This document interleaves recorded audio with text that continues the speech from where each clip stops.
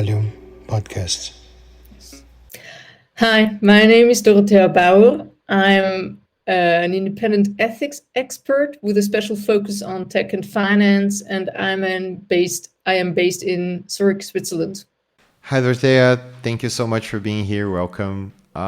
So, my first question is when you think about what you do and when you look at your past and the path that you've built for yourself, and what do you think it's in you that drove you towards this?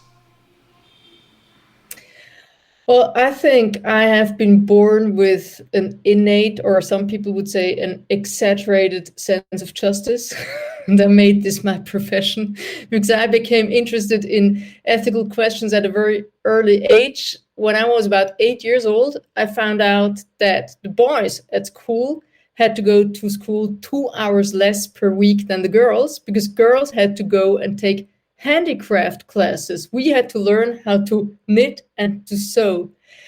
And I remember, or rather my mother remembers, that for an entire year, I would go on dog walks for her and just have one single topic: the unfairness of me as a girl being discriminated by making me go to learn something that I didn't want to learn while the boys could play football outside. So this was my wake up moment as a feminist at the age of 8. And then when I was a teenager, my focus was more towards capitalism and unfairness. And my biggest, not anger, maybe it was a bit of anger, but my biggest criticism was directed towards my father, who worked in coffee trading. And I just was really concerned that he might be involved in exploiting people. So I became this anti-capitalist, rebellious teenager, and we had a lot of arguments at home. But from being a rebellious teenager, I went on to work in a soup factory after graduating from high school because I wanted to know what it feels to be a blue-collar worker, and I wanted to see that solidarity among workers, and I really, wanted to have some real life experience. And that was such a tough experience in that soup factory that I decided that instead of going on to university and study German literature, I would study business because I really wanted to understand how that system works, because obviously there was something that I didn't quite get, and that harsh reality at the soup factory really made me think.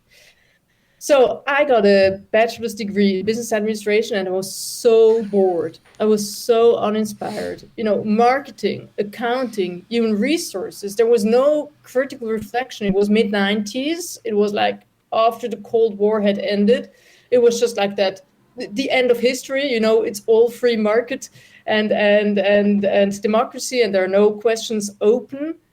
And I felt bored. So as soon as I had a choice, I went on and got my master's degree in international relations, where I could combine political science, economics, and law. And there again, I could, combine the different disciplines and look at the big picture and ask critical questions. And that was like really important for me. But for some reason, I don't know why, after graduating from university, I thought I could make it in the business world. And I went to work for a big consulting company. After 2 months, I left. I was so not ready for this world. And I think that world was not ready for me because I was just too outspoken and too sassy for a 25-year-old back then. It didn't make sense. It didn't make sense to me. Why should I learn how to code? Why? I wasn't interested in that. I wanted to change the world. So that was the wrong place. So another brief stint at marketing, iced tea, in an iced tea company. Again, totally bored and quarter-life crisis. And I fled back into academia. I needed space for critical thinking. I needed time for reflection. And I got my PhD on business ethics. So these were the first 3 decades of my life, roughly. And that probably makes total sense now, but not back then. No, it did not make sense back then. Only in hindsight, I know how to tell the story. But so doing that business ethics PhD really gave me a lot of space for critical thinking. And I even thought I would stay in academia beyond the PhD. And I made this European tour across business schools as a researcher and lecturer. But suddenly I felt this urge to have an impact again. And when I had a chance to assess the practice of corporate social responsibility at Chiquita Bananas, which would involve travels to plantations and interviews with workers, trade unionists, but also managers, I really took that chance and I broke out of the ivory tower and went straight to banana plantations, and I could feel the real life again. And I could feel that it was time to leave academia and to become my own boss. And that's been the case for the past 6 years, just with the difference that I have now moved from bananas to AI. Just a short trip, basically. And how's your work today? How would you describe what you do? Well, my work is divided into 3 parts. So one is consulting, the other one is teaching, which is becoming really important again. And then there is speaking, of course. So in consulting, I'm mostly involved in tech and finance. And it's really hard to say how it happened, but I got one mandate in the financial sector, and I kind of started to dig my way into the topics there. And from one thing, other things followed. And I found that particularly in the finance sector, when it is about sustainable investments, banks and pension funds, they don't need finance know-how. They're not looking for finance know-how. What they need is ethics know-how. So they, on purpose, sometimes they choose me because I'm not going to talk about the return on investments for their water theme-based funds. I'm going to I'm going to help them figure out what drives them, what's their motivation, what values they share among each other, and what values they want to carry to the outside. So, and the same actually with tech. Someone once said about AI and ethics, I invited myself to the party, and the same is true for me, because, I mean, who am I? I'm a one-woman company in Zurich. Of course, we have a lot of tech companies in Zurich, but I'm not one of those, East Coast or West Coast people who have always been immersed in the scene. I just started to speak out on Twitter, and I was heard, which was exactly what I had been longing for after academia, where you write a paper and then you have 3 citations, which doesn't make you feel very impactful. So I feel I have found better platforms for myself now. And from the subjects that you're passionate about, how do you what are you most focused on now? Well, I'm mostly focused on kind of, this red thread, mostly focused about taking people's unease when it comes to ethics, because no one really likes to talk about ethics. So I know I'm nobody's darling, but I can live with that. Because when you say you're talking about ethics, people often implicitly feel offended, or they're afraid that you're going to tell them off. I mean, when you tell me you're going to talk about ethics with me, I might have immediately a bad conscience, what am I doing wrong?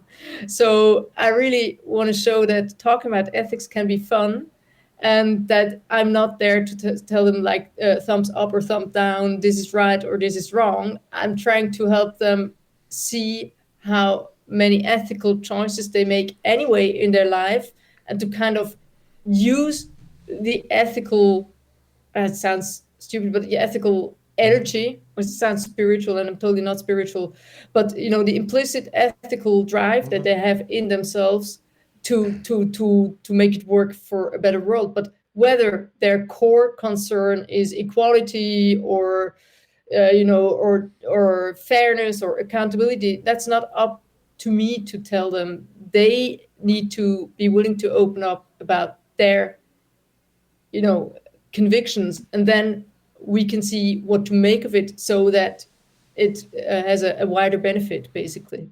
That's interesting. It's a dialogue, right? Very much. So, how doing this work? How did that change your vision of the world, and how your work today affects your vision of the world? Well, I think I have become less black and white. I have come to see that not all multinational companies are bad, and neither are all ethical companies good. So I've come to see that there are so many different factors that play a role in whether a company is perceived as ethical from the outside, and whether you're perceived as ethical from the outside still is something that needs to be kept apart from whether you're really having an effect. So, effectiveness and credibility are two different things. So I have been impacted, for example, that in the meantime, I have developed a slight preference for working for companies that are not so far yet with their ethics, that still have challenges to solve. Because if someone says, oh, we're a fair trade label, everything has been produced by, discriminated minorities, we're paying super fair wages, and everything has been certified.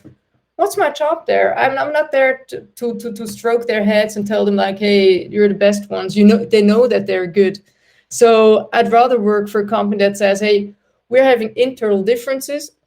Typically, I get contacted by people inside the company who want to change something. They reach out to me and say, me alone internally, I don't have the power or like the means to change something. We take someone from the outside with some legitimacy like you, and you can help me to achieve change. So, and that's much more interesting when someone from a private bank contacts me and says, listen, I'd really love to change something, and I know we need to change something, but there's so much resistance.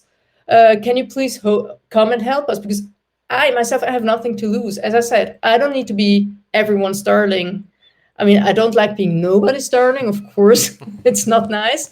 And I'm not the enfant terrible. I'm always trying to be cheerful and polite, etc. But it's a different position than someone who wants to change something from the inside. So I help those internally who want to affect change to do it without burning their fingers.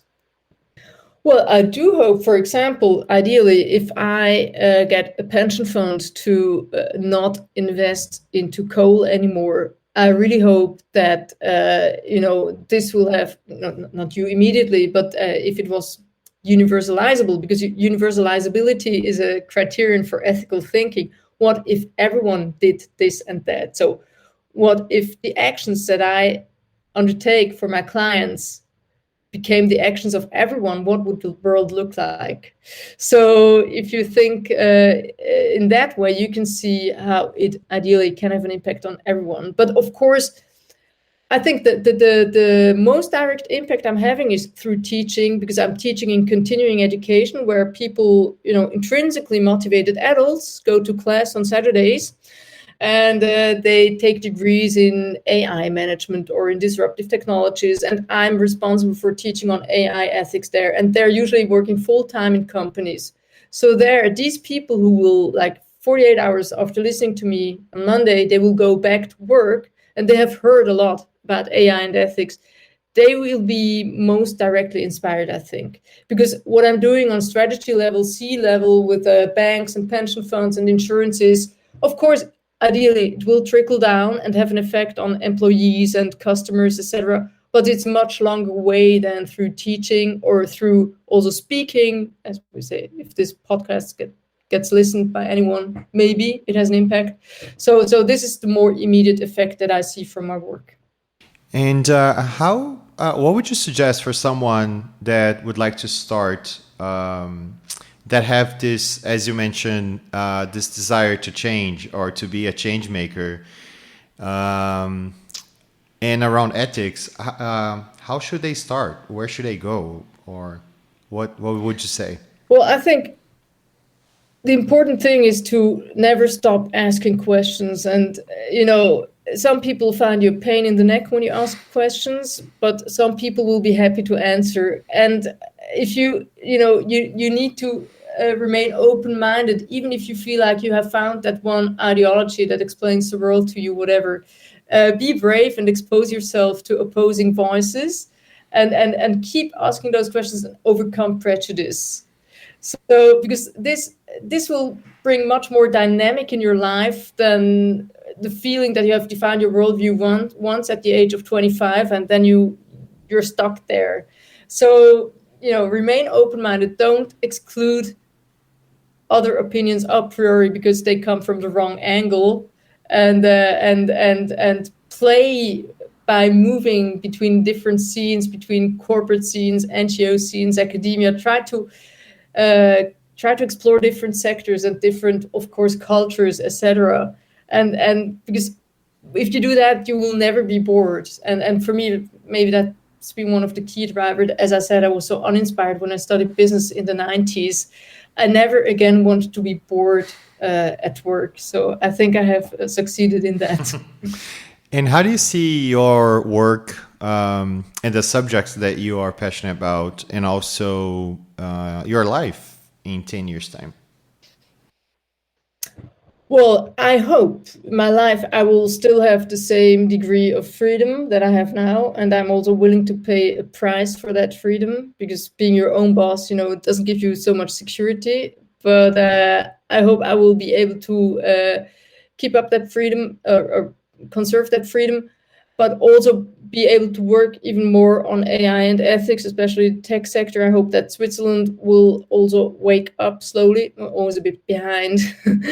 And I really hope that if I had a choice, it sounds stupid, but I would like my life to be the same as it is today in 10 years. I don't know whether that's unambitious. I should say something like, I want to conquer the world, but I don't want to. Sorry about that. No, that sounds great. But being content it's a key. It's something most of us are driving for. So that's great. And how do you see your work? So how do you see ethics, and how do you see companies working with ethics in the future, in 10 years' time? I really think that after many years where it was almost taboo to talk about ethics because it's anti-business, and it was a distinctively bad marketing strategy if you sold yourself as an ethics consultant.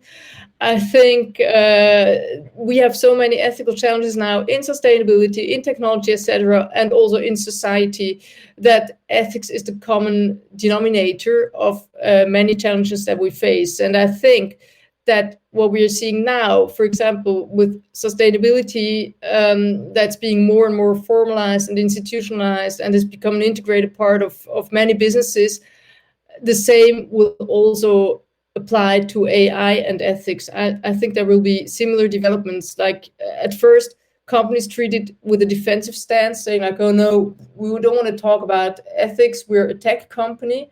But that's like banks would say, we don't want to talk about sustainability, we are financial actors. But in the end, I think there is a convergence, there is a tendency to integrate ethics into kind of more and more business models. And the times when you could separate it from your business by at most doing a bit of philanthropy on the side or doing nothing at all, these times are over. So I think it's converging, and there will be a much higher acceptance for also saying the E word in the business world.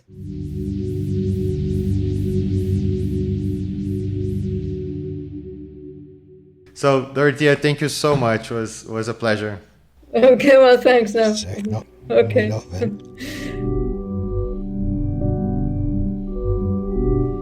The Volume Podcast.